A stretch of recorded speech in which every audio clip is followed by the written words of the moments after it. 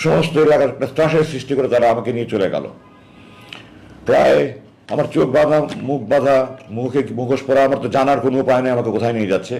ডানে বামে করে প্রায় ঘন্টা দেড়েক ড্রাইভ করে আমাকে একটা রুমে নিয়ে গেল। রুমে নিয়ে গিয়ে আমাকে তারা চোখ হাত খুলে দিল এবং আমাকে একটা পায়জামা দিল, একটা লুঙ্গি দিল, বলে আপনার কাপড় পাল্টে দেন। তো আমি কাপড় পাল্টিয়ে ওগুলো দিয়ে দিই, আমার প্যান্ট শার্ট পরানো ছিল ওগুলো দিয়ে দিলাম। আমাকে আমার পায়ে আমার পরনে একটা স্যান্ডেল ছিল যেটা আমার বাবা পরতেন, আমার বাবার স্মৃতিস্বরূপ আমি স্যান্ডেলটা পরতাম।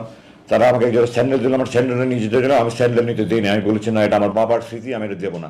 তারা অনেক জোরাজোরি করেছে, আমি বলছি না আপনারা দেবো না, আপনারা যা করতে পারেন, আমি আমার স্যান্ডেল দেবো না, এটা আমার বাবার স্মৃতি। তো শেষ পর্যন্ত তারা আমাকে স্যান্ডেল রাখতে দিয়েছে। তারপর আমাকে খাবার দিয়েছে তারা, এক প্যাকেট বিরিয়ানি। তখন কি বিরিয়ানি খাওয়ার মতো কোনো মানুষ সাথে থাকে? আমি খাবারের তো খেতে খাইনি তখন পর্যন্ত। আর বিরিয়ানি তো কেন, আমি তো তখন মৃত্যুর আশঙ্কা করছি। আমি গাড়িতে তাদের জিজ্ঞাসা করেছিলাম আপনারা কি আমাকে ক্রস ফায়ারের জন্য নিয়ে যাচ্ছেন? তো আমার পাশে থেকে একজন বললো না, আমাদের উপরস্থ কর্তৃপক্ষ আপনাদের কথা বলবে, কথা বলা শেষ হলে আপনাকে দিয়ে যাবো আমরা। রাতে আমাকে দিয়ে গেল, আমি নামাজ আসায় আগে পড়েছিলাম। ভোর রাতের দিকে আমি টয়লেটে গিয়ে তাহাজ্জুদ অজু করে সে তাহাজ্জুদ নামাজ পড়লাম, ফজর নামাজ পড়লাম। আমার রুম থেকে আমাকে টয়লেটে নিয়ে যাওয়ার পথে প্রায় 50 কদম যেতে হতো। আমার দু হাত বেঁধে, চোখ বেঁধে, তারপর মুখোশ পরিয়ে আমাকে নিয়ে যেত। টয়লেটের ভিতরে গিয়ে খুলে দিত, বাইরে দিয়ে তারা স্টিলের দরজা বন্ধ করে তালা মেরে দেখতো, তালা মেরে রাখতো। আমার কাজ শেষ হলে আমি নক করলে তারা দরজা খুলে এসে আবার চোখ বেঁধে, হাত বেঁধে, মুখোশ পরিয়ে নিয়ে আসতো। রুমে এসে আমি তাহাজ্জুদ পড়লাম। তাহাজ্জুদ পড়ে আল্লাহর কাছে খুব কান্নাকাটি করলাম। আর সারা রাত আমি এই আতঙ্কে আছে, একটা আপায়ের আওয়াজ শুনলে আমি মনে করছি এই বুঝে আমাকে ক্রস ফায়ার নিয়ে যাচ্ছে, এই বুঝে বুঝে আমার ক্রস ফায়ার নিয়ে যাচ্ছে। তা আমাদের সে গুম মানেই তো ক্রস ফায়ার, এটাই একটা চিরাচরিত হয়ে আসছে। সারা রাত আমি তাহাজ্জুদে আল্লাহর কাছে চোখ ফেলে ফেলে, চোখের পানি ফেলে কান্না করলাম, আল্লাহ এই নামাজ যদি আমার শেষ নামাজ হয়, আর জালেমরা যদি আজকে আমাকে, তো জালেমদের হাতে আমার মৃত্যু রেখে থাকো, তুমি আমাকে শহীদের মর্যাদা দিও। আর আমার লাশ যেন কুকুর বিড়াল না খায় আল্লাহ। আমার লাশটা অক্ষত অবস্থা আমার মাতৃ সন্তানদের কাছে পৌঁছে দিও। আমি তাহাজ্জুদের ফজরের নামাজ পড়ে, দোয়া পড়ে বিছানায় শুলাম, চোখে তো ঘুম আসে না।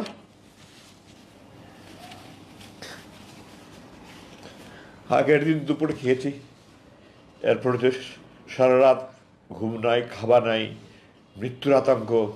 পরের দিন সকালে নাস্তা দিয়েছিল আমাকে, চা, পরোটা, ডিম ভাজি। নাস্তা খাওয়ার তো নাস্তাটা দিয়ে দেখলেই আমার চোখ দিয়ে ঝরঝর করে পানি বলে, কারণ আমি মাকে নিয়ে খেতে বসছিলাম, মাকে বা দুইয়ের সময় লোকমা খাইয়ে দিলাম।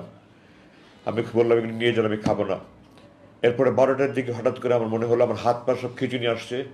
আমার মনে হলো আমি যেন মরে যাচ্ছি। আমার চোখ মুখ অন্ধকার হয়ে আসতে, আমি চিৎকার চেঁচামেচি শুরু করলাম। এরপরে আমি আর কিছু বলতে পারবো না। কতক্ষণ পরে আমার হুশ আসছে আমি বলতে পারবো না। আমি দেখলাম আমাকে আগে যে রুম নিয়েছিল তাতে অন্য আরেকটা রুমে, এবং আমার হাতে স্যালাইন দেওয়া। এবং এখন একজন আমাকে বলল যে আপনি অজ্ঞান হয়ে গিয়েছিলেন, এখন আপনাকে ওষুধ দিয়ে, আপনার প্রেশার খুব বেড়ে গিয়েছিল, আপনাকে প্রেশারের ওষুধ এবং ঘুমের ওষুধ দিয়ে আপনার ঘুম পাড়িয়ে রাখা হয়েছিল।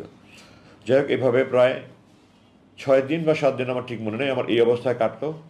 আমি যখন টয়লেটে যেতাম তখন ক্যানারো লাগানো ছিল, ওটা খুলে দিতাম, টয়লেটে যেতাম।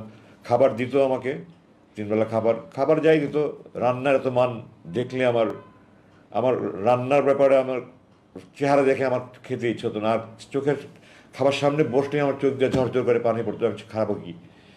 6-7 দিন আমি বলতে গেলে না খাওয়াই, শুধু একটু চা খেতাম বা একটু পরোটা, একটু পোনা টুকরা খেতাম, সাদা ভাত 2-1 লোকমা খেতাম। এভাবেই আমার 6-7 দিন গেল, স্যালাইনের উপরে ছিলাম। তারপরে 6-7 দিন পরে আমাকে প্রথম যে রুমে নিয়ে গিয়েছিল আবার সেই রুমে নিয়ে আসলো। তারপরে থেকে আমি প্রতিদিনই বলছি, আপনারা বলছেন যে আমাকে আপনাদের অপরস্থ কর্তৃপক্ষ কথা বলবে, কোথায় তারা, কোথায় তারা, আসে না কেন, আসে না কেন? আসবে, ওনাদের সময় হলে আসবে, ওনাদের সময় হবে। আসলে এইভাবে দিন চলতে থাকলো। আমার তো খাওয়া দাওয়া কিছুই নাই, আস্তে আস্তে আমি শুকিয়ে যেতে থাকলাম। দাঁড়িয়ে নামাজ পড়ে আমার ক্ষমতা হারিয়ে ফেললাম, বসে নামাজ পড়া শুরু করলাম। পরে 1 মাস প্রায় না খাওয়া আমি, এই অবস্থায় এক পর্যায়ে আমি শুয়ে নামাজ পড়তে শুরু করলাম। আমি বসে নামাজ পড়ার আমার ক্ষমতা ছিল না।